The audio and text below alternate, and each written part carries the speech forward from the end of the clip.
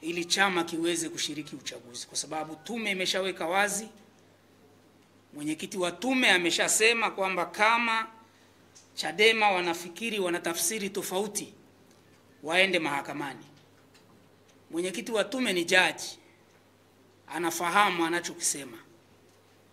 Ukisoma sheria za uchaguzi, kama una malalamiko na mchakato wa uchaguzi, sheria inasema utapaswa kwenda mahakamani baada ya uchaguzi. Aidha, kitu ambacho viongozi wetu hawataki kusema kwa umma ni katiba ya Jamhuri ya Muungano wa Tanzania ya mwaka 77, ibara ya 74, kifungu kidogo cha 12. 74 ibara ndogo ya 12 inasema maamuzi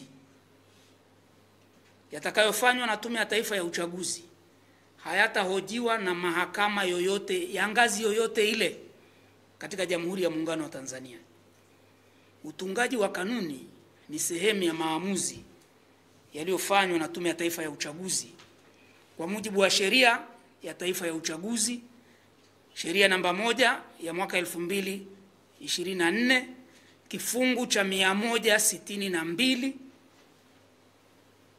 kimeipa tume mamlaka ya kutunga kanuni za maadili za kusimamia uchaguzi. Kwa hiyo unapomsikia mwenyekiti wa tume anasema kama Chadema wanatafsiri tofauti, nendeni mahakamani, anaelewa anachosema. Ni kwamba tumeshajifungia nje sisi wenyewe.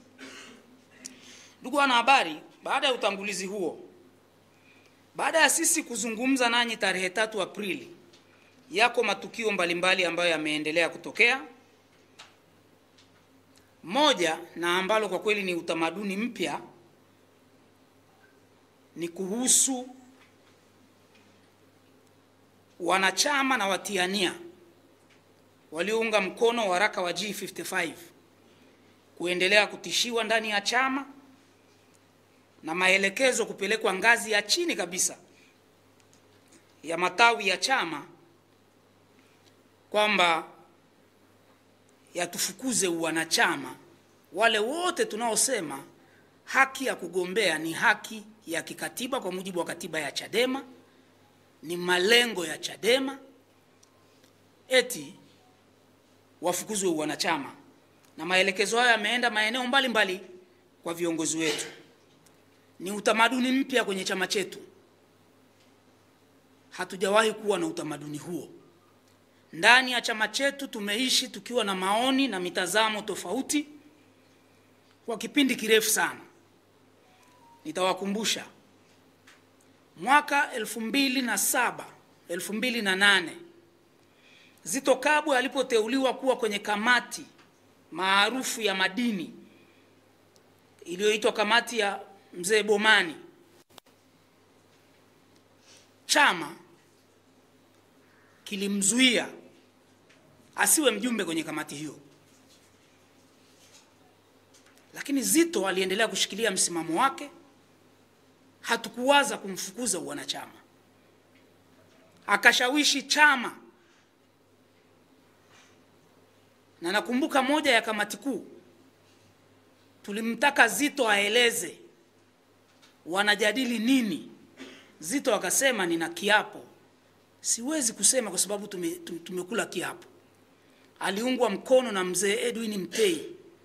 Ndani ya kamati kuu mzee Mtei akasema hapana, mtu mwenye kiapo hawezi akazungumza mambo ambayo amekula kiapo nje ya kiapo chake. Na Zitto hakufukuzwa wala hakuna aliyewaza afukuzwe. Marehemu Profesa Mwesiga Baregu mwaka 2012 alipoteuliwa kwenda kwenye tume ya Warioba, kama mnakumbuka, alisema ndani ya kamati kuu na nje ya kamati kuu, baada ya kamati kuu kumtaka ajitoe, akasema nikiambiwa nichague kati ya chama na nchi, nitachagua nchi.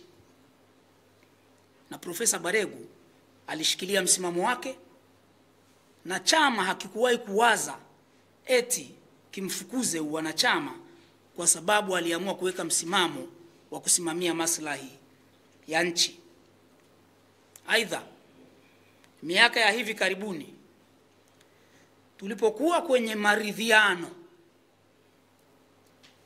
baina ya Chadema, Chama cha Mapinduzi na serikali, lilijitokeza kundi la viongozi ndani ya chama, akiwemo wakati huo makamu mwenyekiti wa chama taifa Mheshimiwa Tundu Lissu, mjumbe wa kamati ya maridhiano ambaye sasa ni makamu mwenyekiti wa chama bara Mheshimiwa John Heche, mjumbe wa kamati kuu ya chama ya sasa Godbless Lema, na aliyekuwa pia mjumbe wa kamati kuu Peter Msigwa. Waliendesha harakati kwamba chama kijitoe kwenye maridhiano, wakati alikuwa maamuzi ya baraza kuu la mwezi Mei mwaka 2022. Wakaendesha harakati kwamba chama kijitoe kwenye maridhiano, lakini hakuna aliyesema hawa watu tuwafukuze wanachama kwa sababu wanapinga maamuzi ya baraza kuu. Ni kwa sababu chama chetu kimejengwa kwenye misingi ya kusikiliza. Na mfano wa mwisho ni wa viongozi niliowataja. Walipinga hadharani operesheni ya chama ya GF, Grassroots Fortification, na kupuuza kabisa kazi zilizofanywa na walioitwa JOCO, Jimbo Operation Commander, ambao walifanya kazi kubwa na ngumu kweli kweli katika taifa hili. Mtakumbuka tulizuiliwa kufanya siasa tangu mwaka 2016. Tuliporuhusiwa kufanya siasa mwezi Januari mwaka 2023, tulikuwa tumeshafika mwaka wa uchaguzi wa ndani ya chama. Ikabidi, kwa sababu chama kilishapooza huko chini, tuanzishe operation ya GF, Grassroots Fortification, kungomesha chama kule chini mashinani. Tukateua watu walioitwa majoko. Operation hii iliendeshwa na naibu katibu mkuu bara wakati huo, ndugu Benson Kigaila. Tangu mwaka 2023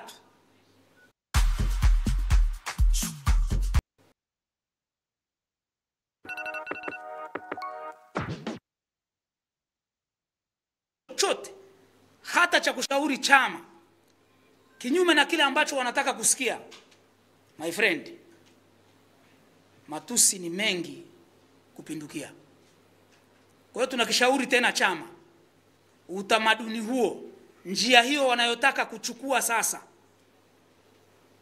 haitakiacha chama chetu salama.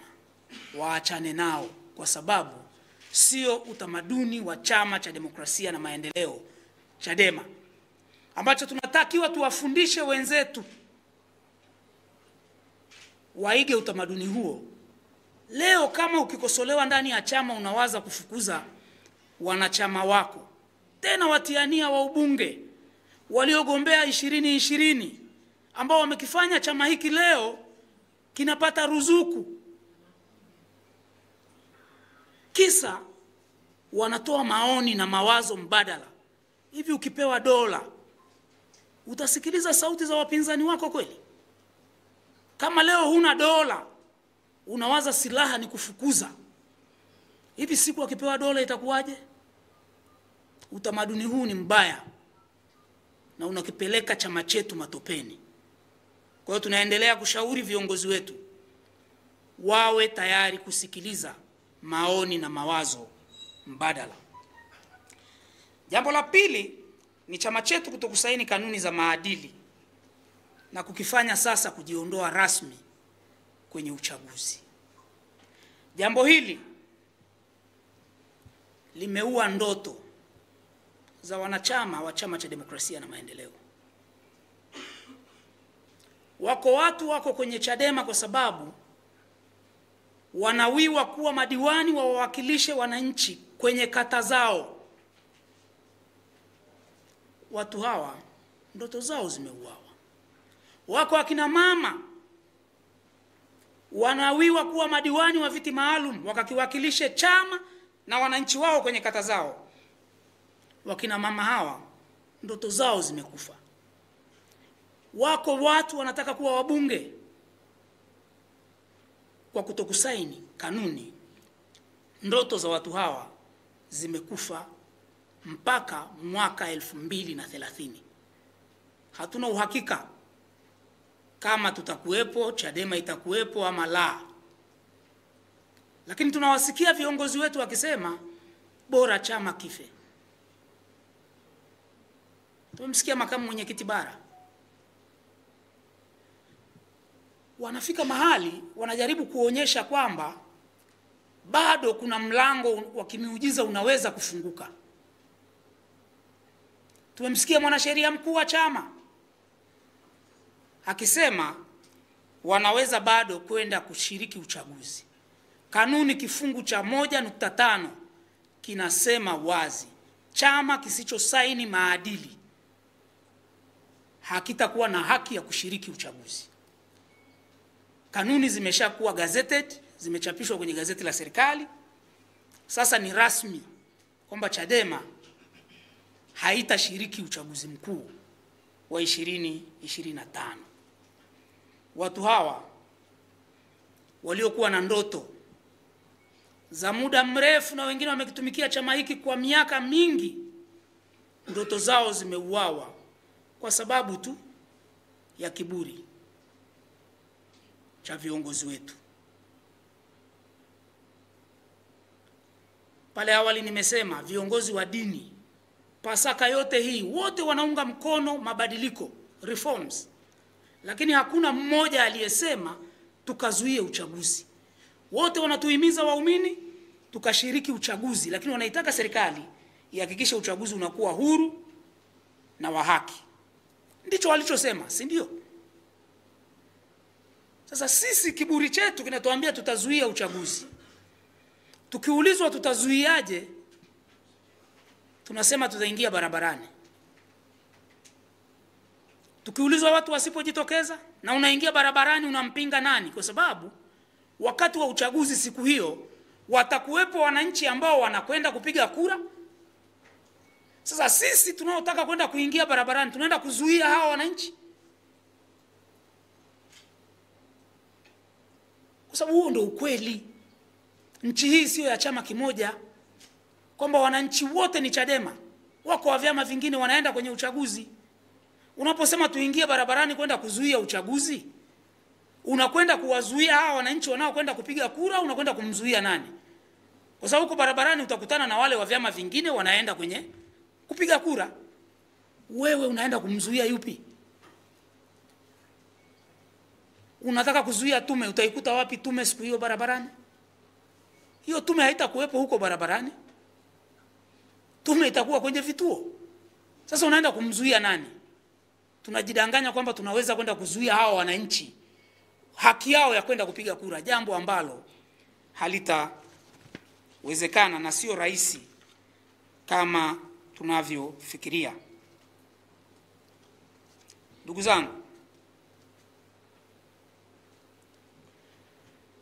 tuliposhauri chama kikasaini, tulikuwa tunafahamu madhara ya kutokusaini.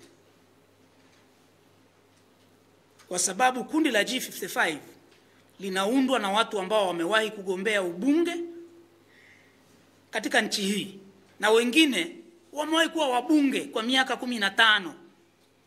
Wako G55, wametunga sheria, wanafahamu kanuni. Kwa hiyo sio kundi la watu ambao wanasema bila kuwa na ufahamu na uelewa. Kwa hiyo tuliposhauri tulijua madhara ya hiki kitu. Ndio hivyo. Jana nimemsikia msaidizi mmoja wa kiongozi wa kitaifa Bwana Odero ameanzisha naye mchango, anasema anataka kwenda mahakamani kupinga kanuni. Mwanasheria mkuu wa chama alipoulizwa mtaenda mahakamani, hakujibu hilo swali, kwa sababu anajua kwenda mahakamani ni baada ya uchaguzi. Wameua ndoto na sasa wanajaribu kutafuta namna ya kujirejesha kwenye misingi.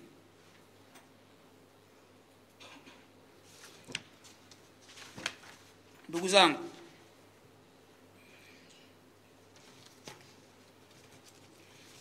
chama chetu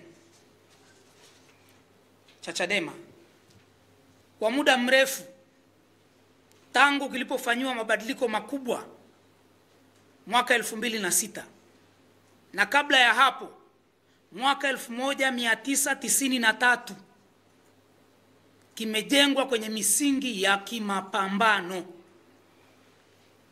Hatujawahi tangu tusajiliwe kukimbia mapambano, na hasa ya uchaguzi. Katika mazingira magumu sana, mwaka 93 chama ndio kimeundwa. Tulishiriki uchaguzi mdogo kule Kigoma na Dr. Amani Walid Kaburu, pamoja na mizengwe yote iliyofanywa na serikali ya wakati huo. Rais Mwinyi akatumia ndege ya serikali kwenda kufanya kampeni na magari ya serikali. Hatukujitoa wala kukimbia. Tukashinda, hawakututangaza, tukaenda mahakamani, mahakama ikatengua ule uchaguzi. Hatukuwahi kusema hatushiriki. Mwaka 93 chama chetu kimejengwa katika mapambano. Uchaguzi mdogo wa Tarime mwaka 2008 ulikuwa wa mapambano kweli kweli. Hatukuwahi kusema tukimbie uchaguzi. Uchaguzi mdogo wa Arumeru Magharibi mwaka 2012, kiongozi wetu Bwana Mbwambo alichinjwa kwa chainsaw, shingo ikakatwa kwa chainsaw. Hatukusema tukimbie mapambano. Leo viongozi wetu wanasema kwenda kwenye uchaguzi ni kupeleka watu wakauawe. Lakini twendeni tukazuie uchaguzi. Ni mapambano yapi yatakayomwaga damu? Sisi wa Chadema tutakapoanza kuwazuia wanachama wa vyama vingine na wananchi wanaohimizwa na viongozi wao wa dini kwamba wakashiriki uchaguzi, si mapambano ya wenyewe kwa wenyewe hayo? Ni wapi damu itamwagika zaidi? Tunataka hili Watanzania walitafakari na liwaingie. Tusipende kupeana maneno malaini ya uongo hivi. Leo baada ya chama kujitoa kwenye kushiriki uchaguzi, viongozi wa chama wanahaha, wanawaambia wana Chadema huko kwamba subirini, tunaweza kupata fursa ya kusaini.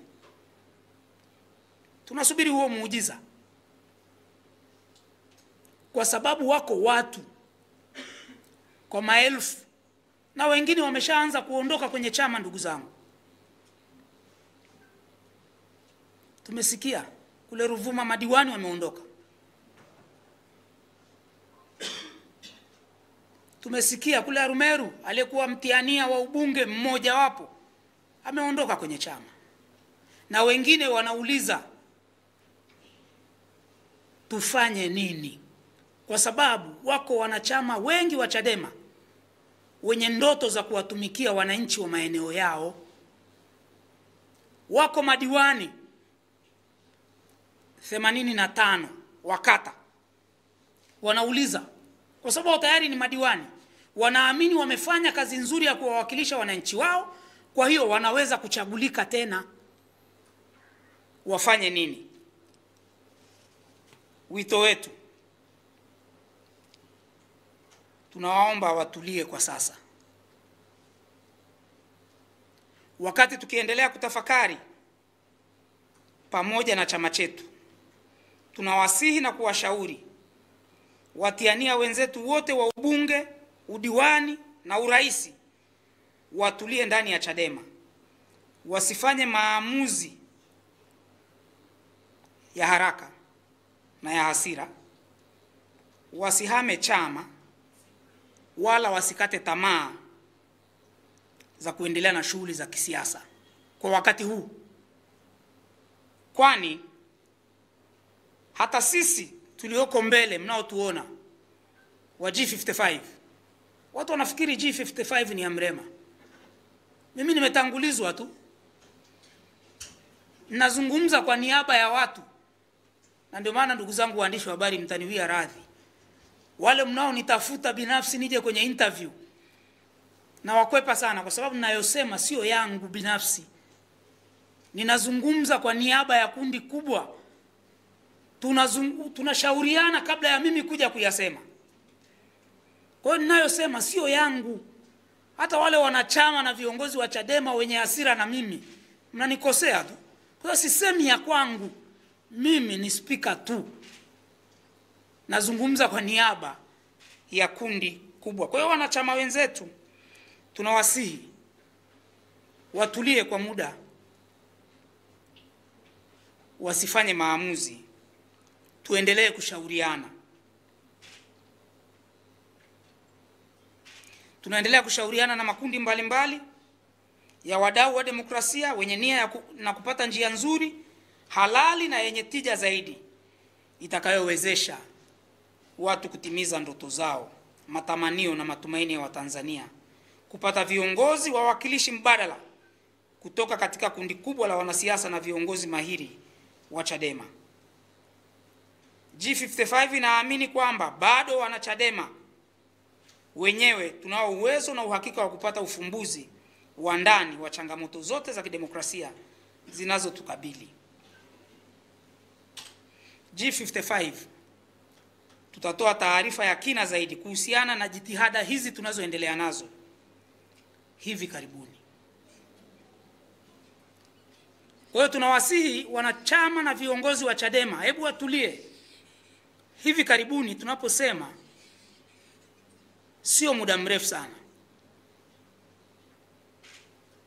kwa sababu tunaangalia njia bora na tunaendelea kushauriana na viongozi wetu watushauri namna nzuri ya kukishikilia chama chetu kisiparanganyike. Kwa leo tumewaita tuwaeleze haya kwa uzito, na tuwaombe sana waandishi wa habari myafikishe kwa uzito huo huo, kwa sababu kama taifa tuko mahali ambapo sio pazuri sana, na kama chama. Asanteni sana kwa kunisikiliza, na naomba nimalizie jambo moja. Kuna kitu kinasemwa lakini hakisemwi kwa ufasaha: kutokusaini maadili. Kanuni ya sheria ya uchaguzi wa rais, wa bunge na madiwani ya mwaka 2024 kifungu cha 162 ndio kimeipa tume mamlaka ya kutunga kanuni, na imesema kwa madhumuni ya kusimamia uchaguzi wa haki, huru na amani, na baada ya kushauriana na vyama vyote vya siasa na serikali, tume itaandaa na kuchapisha katika gazeti la serikali kanuni za maadili ya uchaguzi zitakazosainiwa maadili ya vyama vya siasa, serikali na tume wakati wa kampeni za uchaguzi na utaratibu wa utekelezaji wake. Kifungu kidogo cha 3 kinasema mtu ambaye atakiuka masharti ya kanuni za maadili ya uchaguzi ataadhibiwa kwa mujibu wa kanuni hizo. Kwa wale wanaosema kwamba kanuni haziwezi kutoa adhabu, sheria ndio iliyofungua milango kwamba kanuni ndio ziweke adhabu. Kwa kifungu cha 1.5 cha kanuni kimewekwa kwa mujibu wa sheria kifungu cha 162 kifungu kidogo cha 3. Kwa wanasheria wetu watuelekeze vizuri,